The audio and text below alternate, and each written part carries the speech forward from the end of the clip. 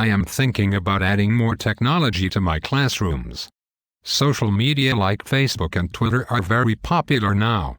What do you think? I understand that social networks can be viewed by a lot of people.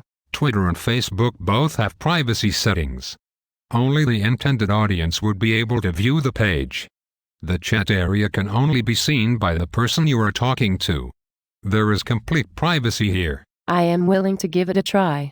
Since you mentioned privacy, do you know there are a lot of legal and ethical issues surrounding the use of technology in education? Yes, internet privacy laws.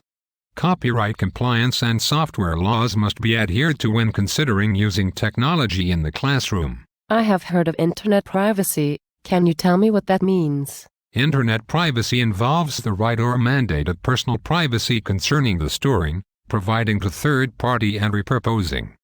The rapid speed at which information can be used and shared without permission enabled the chances for identity theft or other unauthorized use of personal information. Some states are now requiring colleges and universities to create and maintain an information security program. Wow, that is a good idea. Most schools use the Acceptable Use Policy or Acceptable Use Policy. Are you familiar? I have heard of it. Tell me more. It is a policy a user must agree to follow in order to be provided access to a network or to the internet. In educational facilities, the Acceptable Use Policy ensures that school computers are being used in a safe, relevant and appropriate manner. There are guidelines to follow when implementing an Acceptable Use Policy. 1. It must be complete. It should include not just the rules of behavior but also a statement about the school's position on internet use. 2. It must be adaptable, capable of modification.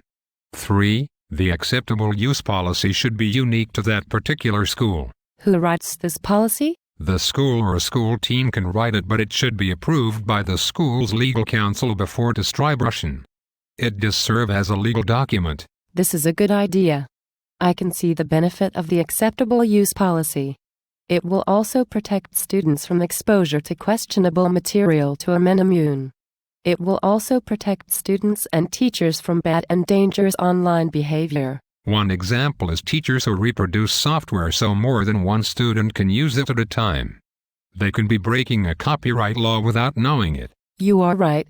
Teachers must be careful in what they reproduce to use in the classroom. The legal and ethical issues surrounding education should be researched before using.